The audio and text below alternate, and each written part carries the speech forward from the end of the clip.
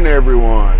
How we all doing? It's Michael, and well, I'm doing one of my last solo trips as a regular driver. That's right. After this, I'll have a student. And well, before I get into that, how about you click the like, click the subscribe, hit the notification button, because I do upload new content, and I'm going to be uploading a lot here in a little bit. But this is my last solo run before I get a student. And when I get my student,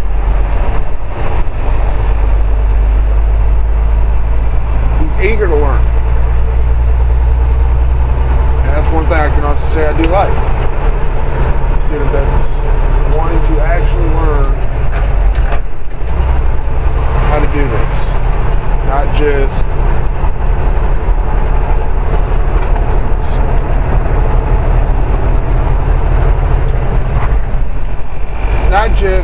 how to do the job, but he wants to learn how to do it properly. And I'm going to teach him, how to do a pre-trip, how to do a post-trip, how to drive the truck, and what the expectations of the company are.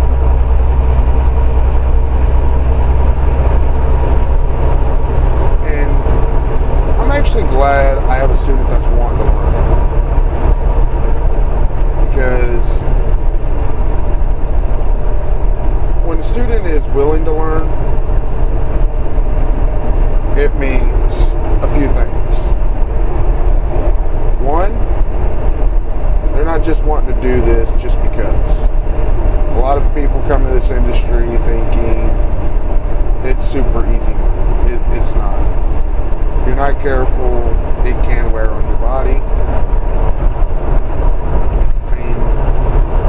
I was looking through my old Facebook a while back. I didn't have no gray hairs. Now I've got plenty of them.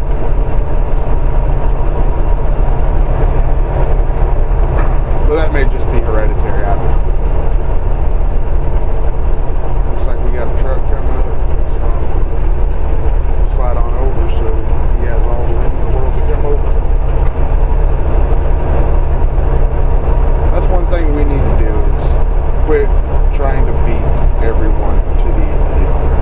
If you can get over, great. If not, don't sit next to them. Either get ahead of them, get behind them, but they do have to yield. You don't.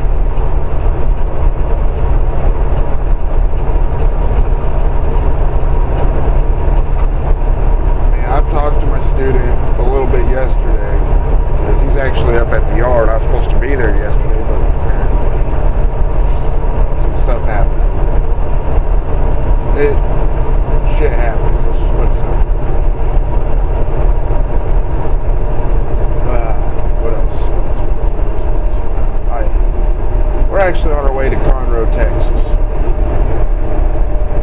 And I told my student this, and I really want to teach a lot of people, when you're driving any load that's liquid,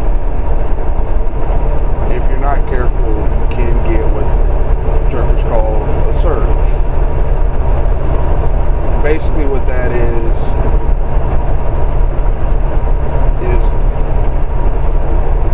if you have liquid in a tanker, bulk tankers, hell, oil jugs, and you hit the brakes real hard, you're going to get where the liquid pushes you forward and then back, forward again. It's a slosh where it just goes back and forth. Now, I've drove tankers before YouTube was a big thing and all that. It's just a lot of people don't realize you don't really want to ever cut off a tanker and hit your brakes. That's a guaranteed way you will fuck up. Because if you hit a tanker, or if a tanker hits you, it's an accident isn't just one hit. I've done some research. Yes, I'm a truck driver. I shouldn't do research. I don't know anything. I'm kidding. I know a lot of shit. But when an accident happens, it's not just that initial hit. Because your inertia or momentum, isn't just a once you hit it, it's done. It's one that when you hit, your momentum basically, it's actually a bunch of mini hits also.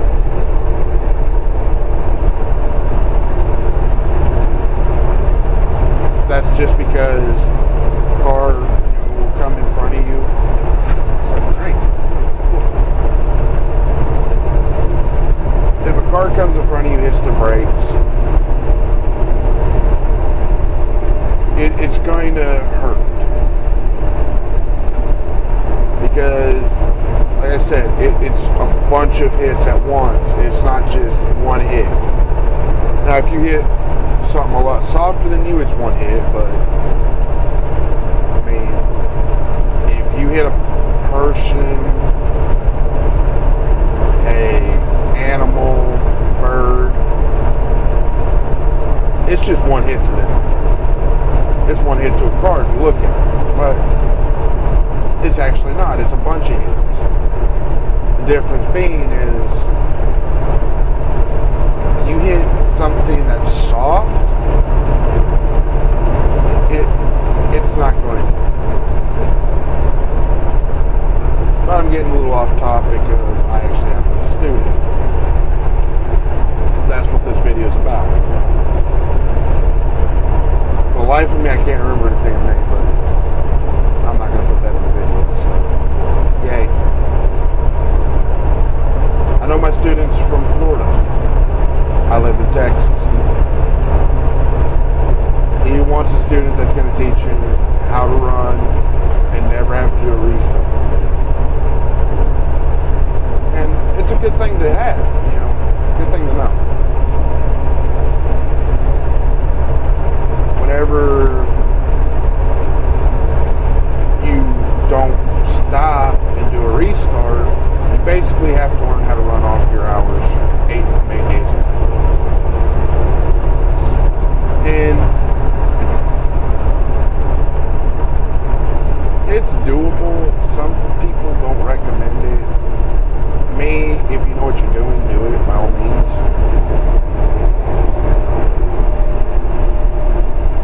But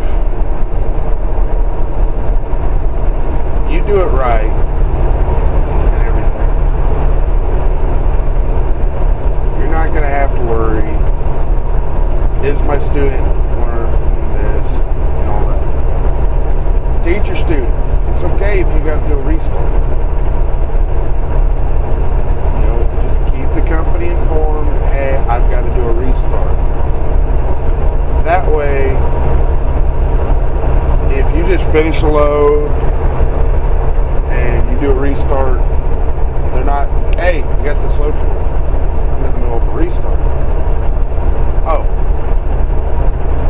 Stay informed with your dispatchers if you're a driver. Load planner, whatever. If you're a true owner op, you know it's your call when you're going to stop. I have a true owner op friend. Truck, trailer, all that. And he does occasional restart on the road. He makes damn good money. Me, I make decent money. I just don't like doing restarts. That's all it is. It's a hindrance to me. That's all it is. It's a fucking hindrance. Just grab me some Dr. Pepper.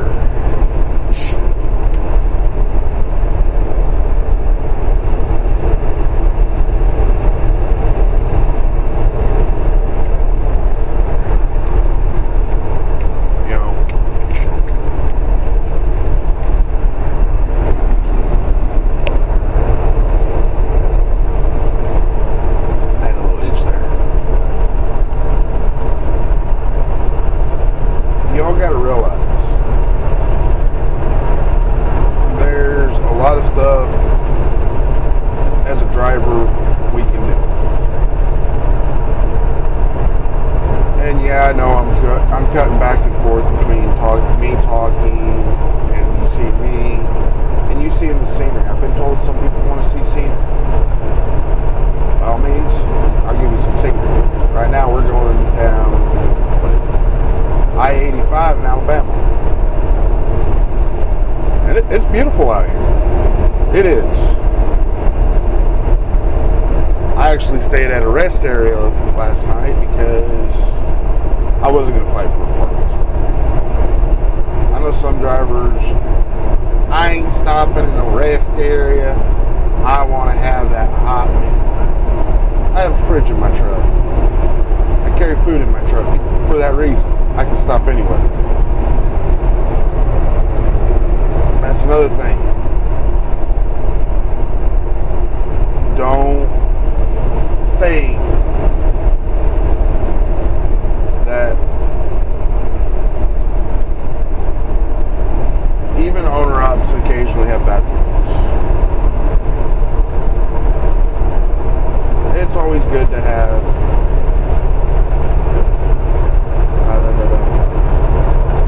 food in your truck. Not just for them weeks that you may have a bad week. The last bad week I had was when my son was born. I actually took a week off. Yeah, my son was born 3 weeks ago, May 16th, 2019. Little Benjamin. But I took a week off to help the wife because she actually had C-section.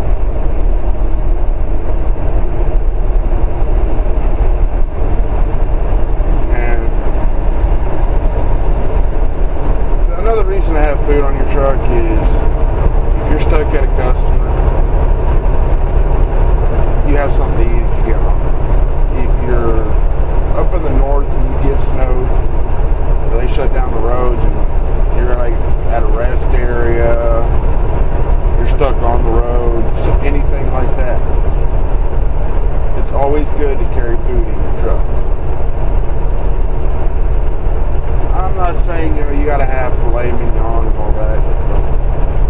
I have cooked filet mignon in the truck before. It's pretty fun to do. Stuff that really doesn't expire, canned food, pop ramen, stuff like that. Get you a lunchbox cooker. They're a wonderful little thing. It's like, I think, $35 at the truck stops.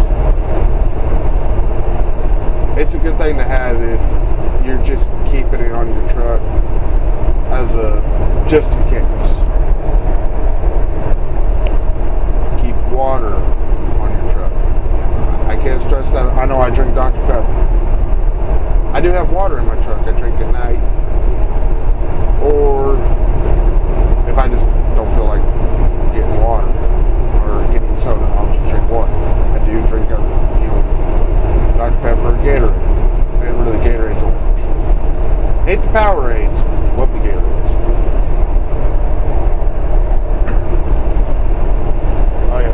Oh yeah, student.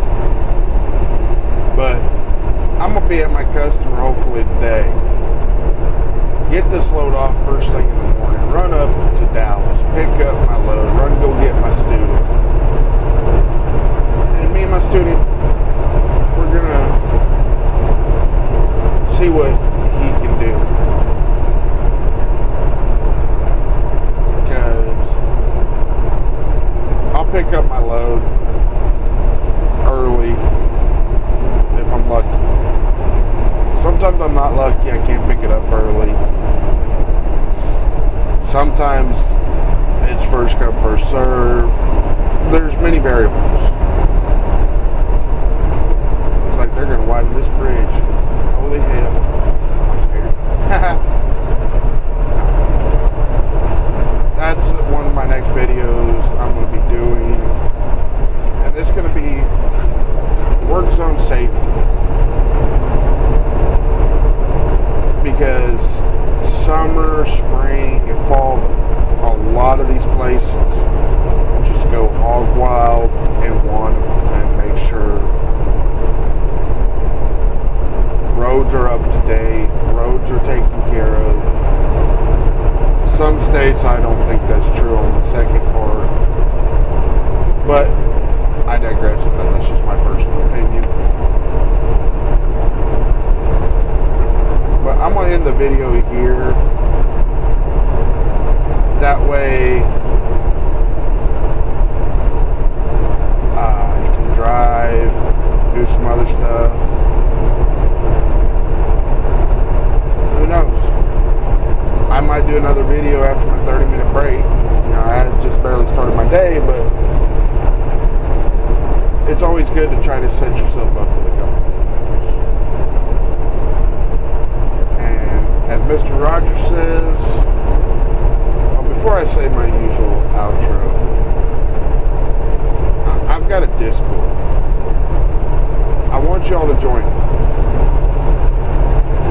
I'll discuss anything with you except two things: politics and religion.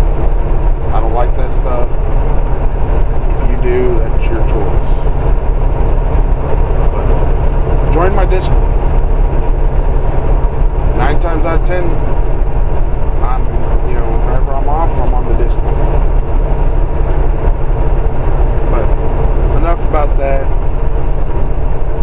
As I usually say, and it kind of became one of my favorite sayings, especially because it was from one of my favorite childhood